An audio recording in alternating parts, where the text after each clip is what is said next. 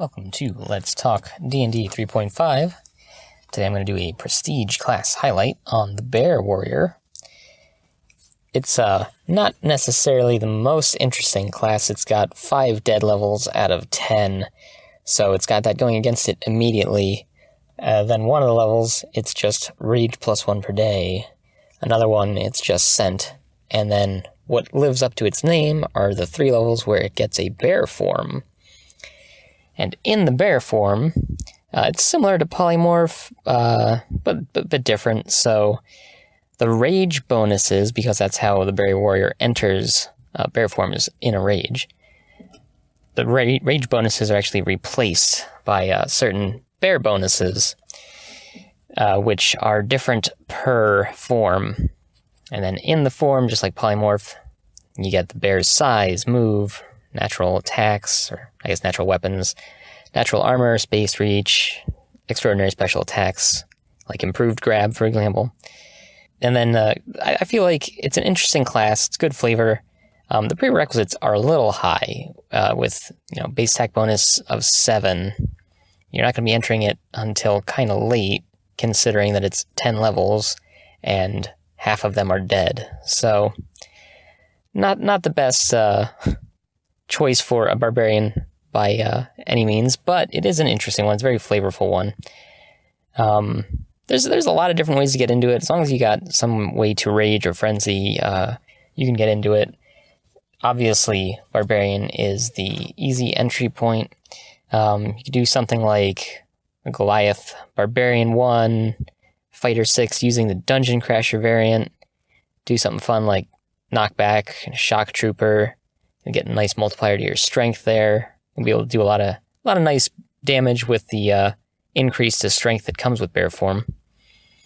Some other interesting prestige classes to go along with Bear Warrior could be Fist of Forest. You get an increased die for the natural attacks. And also being able to change into Bear Warrior form kind of opens up War Shaper for you. So if you wanted to go that route, you'd probably want to get out after, basically as soon as you get the first bear form, rather than stick around and take on all those dead levels. Just get into War Shaper, get all those nice immunities and things, and then anytime you're raging, you're going to get those immunities from War Shaper. So that's a decent combination, I think. But instead of actually like bailing on it, if you were to go all 10 levels, which I feel like just to get dire bear form, probably not worth it, but if you really, really wanted to, if it was like a low optimization game, didn't really matter, and you just really wanted that, then I think it could be fun. It could definitely be a lot of fun in a nature-based campaign, maybe in the wilderness a lot. Then, you're always going into bear form because you're only limited by the number of times you can rage in a day. So you might want to take extra rage so that you can do it more often, unless you don't go into combat too much. But if you're not going into combat too much, then you're kind of in the wrong prestige class anyway, but that's all right. So it's definitely, very flavorful. I enjoy it conceptually. However, I think that if I were to do a little bit of theory brew on it, I would want to add more forms to it. I hate dead levels. I just think dead levels are a terrible thing. In most cases of prestige classes with dead levels, they could have either just eliminated those levels altogether and made it, let's say, a 5-level prestige class instead of a 10-level prestige class, or just made more things, just make more interesting things. It doesn't even have to be a very powerful ability, like Scent. Scent's good, it's useful, but it isn't necessarily, part of the Bear Warrior. It could have been any animal with Scent, but this particular prestige class has it. There are a lot of other animal-based prestige classes that don't get that, but this one does.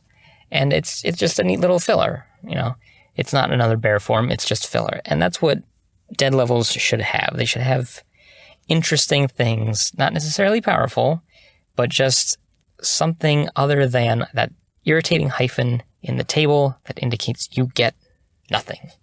That's just frustrating. So what I think I would do if I were to try to, like I said, do some theory brew, use it in my games, and And again, my games are generally like a medium optimization. So that's kind of where my mindset is, like low to medium.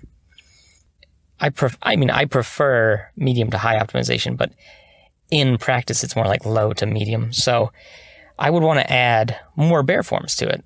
So some of them are not animal forms, what I was thinking of. So I was thinking to add polar bear, bear hound, which is a magical beast, owl bear, also a magical beast, and legendary bear.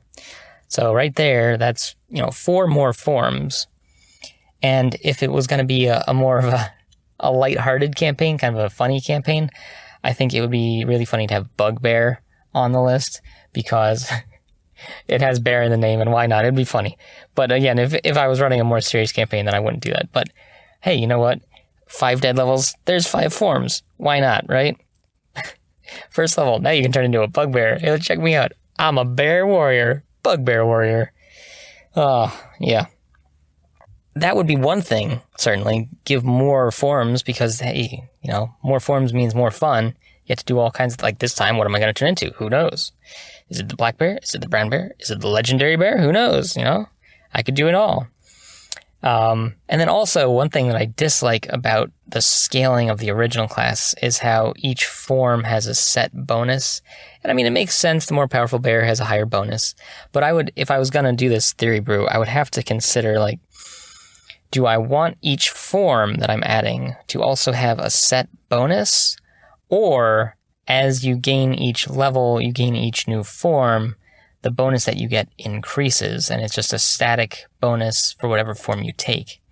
And I think that that's probably what I would do. I would consider how the progression of stat bonuses goes along the 10 levels, because the way it is now, it's not linear. It goes with just the strength, just looking at strength. It starts out at +8, then +16, then +20. So it goes up by 8, goes up by 8, goes up by 4.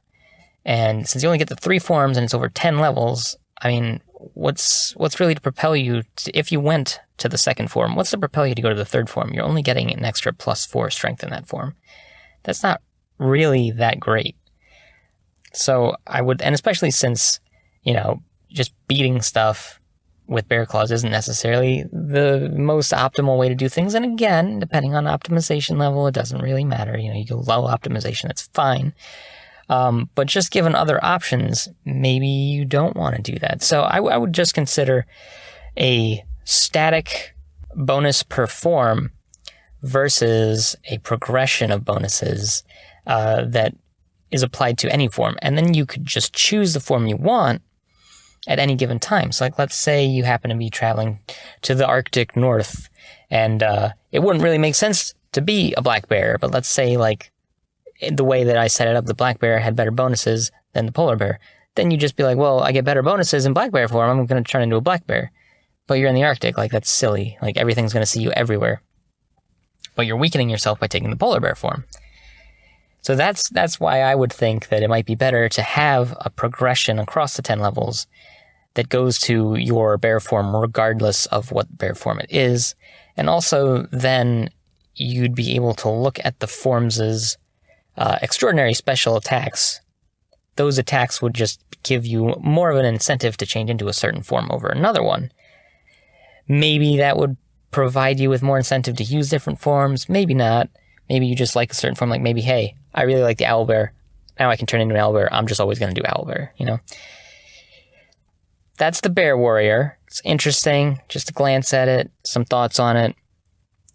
I've always kind of enjoyed it, but again, not necessarily the best class to stick through for all 10 levels.